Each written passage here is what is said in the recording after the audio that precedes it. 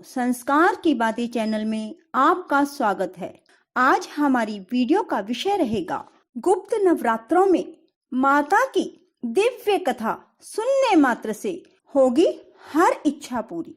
यदि आपने हमारे चैनल को सब्सक्राइब नहीं किया तो जरूर करें और बेल आइकन दबाना ना भूलें ताकि आपको हमारी आने वाली सभी वीडियोस की जानकारी सबसे पहले हो सके। कथा को पूरी सुने और सुनने के बाद कमेंट बॉक्स में जय माता दी लिखकर कमेंट करें। इन नवरात्रों में पहले देवता ही पूजा करते थे, इसलिए इन्हें गुप्त रखा गया, पर अब सभी गुप्त नवरात्रों में माँ भगवती की पूजा करके अपनी मनोकामनाएं पूरी कर सकते हैं। गुप्त नवरात्रों में 10 महाविद्या की आराधना की जाती है। अब मैं आपको एक दिव्य कथा सुनाने जा रही हूँ, जिसे सुनने मात्र से आपकी हर इच्छा पूरी होगी। बोलो माँ दुर्गे की जय हो, सच्चे दरबार की जय हो। दोस्तों, एक बार एक ऋषि श्रृंगी थे और एक औरत उनके पास आई और बोली, श्री महाराज जी, मेरे पति पाप कर्मों में लगे हुए हैं। वे अच्छे कर्म तो बिल्कुल करते ही नहीं और हर समय पाप कर्मों से लिप्त हैं। महाराज, मैं ये जानना चाहती हूँ कि मैं क्या करूँ जिससे मेरा पति पाप कर्मों को छोड़कर पुण्य कर्म में लग जाए। महाराज, यदि मैं कोई पूजा पाठ करती हूँ, हवन यज्ञ दान पुण्य करती हूँ, तो वह उस कार्य को भी संपन्न नहीं होने देते, उसमें भी बाधाएं उत्पन्न करते हैं। श्री महाराज, यदि वो खुद पुण्य कर्म नहीं करते, मुझे भी नहीं करने देते, मुझे परेशान करते हैं, तो बताइए मेरी इस समस्या का समाधान किस प्रकार होगा। श्रृंगी ऋषि ने स्त्री की तरफ देखा, फिर स्त्री कहने लगी, महाराज, मुझे वो उपाय बताइए जिससे मेरा पति पुण्य कर्मों में लग जाए और शुद्ध विचारों का हो जाए, परोपकार करने लगे और दान पुण्य करने लगे।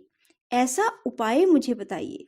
मुझे पूजन पाठ दान पुण्य धार्मिक कर्म बिल्कुल नहीं करने देता। तो श्रृंगी ऋषि कहने लगे, हे देवी, आप चिंता मत करो। ऋषि श्रृंगी मगन हो गए और उन्होंने अपने नेत्र बंद किए। तब ध्यान लगाने के बाद वे उस स्त्री से कि तुम्हें पता है कि एक वर्ष में 2 गुप्त नवरात्रे और 2 प्रकटे नवरात्रे आते हैं। यदि नहीं पता तो इस बार तुम माघ मास में आने वाले गुप्त नवरात्रों में 10 महाविद्याओं की पूजा करो। इसमें क्या करना है वो ध्यान से सुनो। गुप्त नवरात्रों में गुप्त साधना की जाती है। गुप्त नवरात्रों में 10 महाविद्याओं की पूजा किस प्रकार करनी है वो सुनो। 10 महाविद्याओं का एक चित्र घर में लाओ। यदि नहीं ला सकती हो तो एक यंत्र ही 10 महाविद्याओं का ले आओ, और यदि ऐसा भी नहीं कर सकती हो तो 10 महाविद्याओं की मानसिक रूप में नवरात्रों में पूजा करो। वो तुम्हें कैसे करना है। मानसिक पूजा का मतलब होता है मन से की गई पूजा। 10 महाविद्याओं का ध्यान करो और उनको मन से हर वस्तु चढ़ाओ जो उन्हें चढ़ानी होती है। ऐसा करने से तुम्हारे पति बिल्कुल ठीक हो जाएंगे। तब ऐसा तुम 9 दिनों तक करोगी तो तुम्हारी मनोकामना जरूर पूरी हो जाएगी। स्त्री ने ऋषि श्रृंगी की बात सुनी, उन्हें प्रणाम किया और कहा, जो आज्ञा ऋषिवर। और ऐसा कहकर अपने घर चली गई और गुप्त रूप से 10 महाविद्याओं का दर्शन करती, मन ही मन उनका पूजन करती और ध्यान लगाती। ऐसा करने से 10 महाविद्याएं उस पर खुश हो गई और खुश होकर 10 महाविद्याओं ने उसे वरदान दिया और उसकी मनोकामना पूरी होगी, ये आशीर्वाद दिया। तब उसके पति बिल्कुल ठीक हो गए, अर्थात उसके पति के विचारों में परिवर्तन आ गया। उसका पति धार्मिक प्रवृत्ति का हो गया। तब दोनों पति पत्नी विधि विधान से धार्मिक कार्य करने लगे। उनके घर में सुख, शांति, समृद्धि का वास हो गया। संसार में सुखों को भोगकर दोनों पति पत्नी अंत समय में वैकुंठ लोक को चले गए। दोस्तों, गुप्त नवरात्रों में जो भी 10 महाविद्याओं की मानसिक पूजा भी कर लेता है और ध्यान लगाता है, उसकी समस्त मनोकामनाएं पूरी हो जाती है। दोस्तों, नवरात्रों में सुबह शाम माँ की आराधना करें और 9वें दिन हवन करने के बाद कन्या पूजन कर उन्हें खाना खिलाएं। दोस्तों, सिद्धियां प्राप्त करने के लिए जो लोग व्रत करते हैं, माँ उनकी हर मनोकामना पूरी करती हैं। दोस्तों, 10 महाविद्याओं की पूजा आराधना करने से बीमारी और अकाल मृत्यु से बचा जा सकता है, दुष्ट आत्माओं से बचा जा सकता है, तीव्र बुद्धि और रचनात्मक शक्ति प्राप्त होती है। दोस्तों, जब कोई काम नहीं बन रहा है तो 10 महाविद्याओं की आराधना करने से वो काम बनने लगते हैं।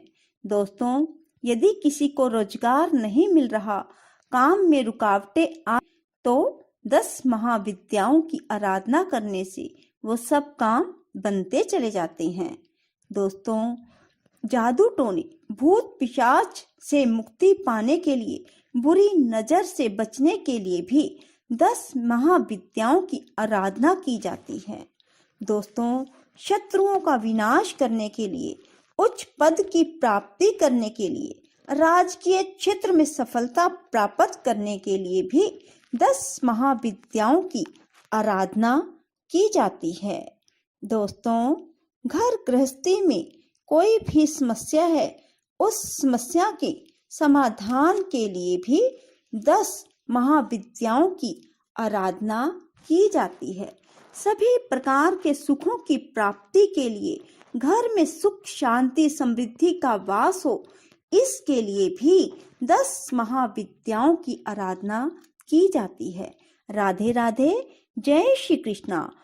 ओम ऐं ह्रीं क्लीं चामुंडाय विचे। ओम ऐं ह्रीं क्लीं चामुंडाय विचे। ओम ऐं ह्रीं क्लीं चामुंडाय विचे। ओम ऐं ह्रीं क्लीं चामुंडाय विचे।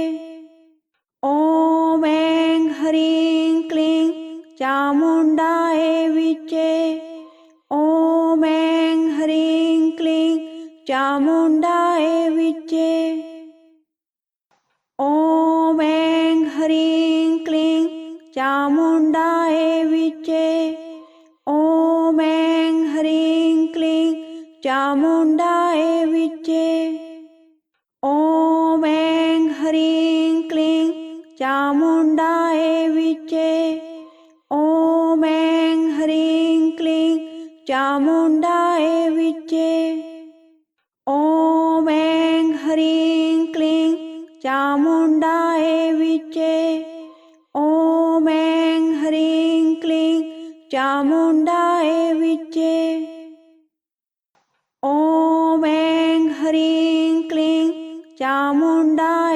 विचे ॐ ऐं ह्रीं क्लीं चामुण्डाय विचे ॐ ऐं ह्रीं क्लीं चामुण्डाय विचे ॐ ऐं ह्रीं क्लीं चामुण्डाय विचे ॐ ऐं ह्रीं क्लीं चामुण्डाय विचे ॐ ऐं ह्रीं क्लीं चामुण्डाय विचे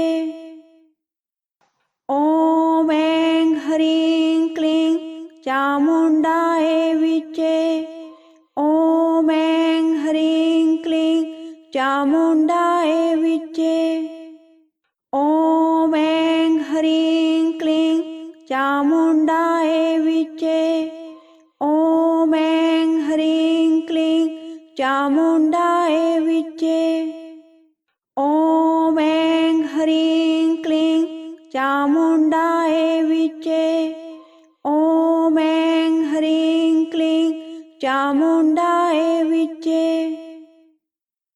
ॐ ऐं ह्रीं क्लीं चामुण्डाय विचे ॐ ऐं ह्रीं क्लीं चामुण्डाय विचे ॐ ऐं ह्रीं क्लीं चामुण्डाय विचे ॐ ऐं ह्रीं क्लीं चामुण्डाय विचे ॐ ऐं ह्रीं क्लीं चामुण्डाय विचे ॐ ऐं ह्रीं क्लीं चामुण्डाय विचे।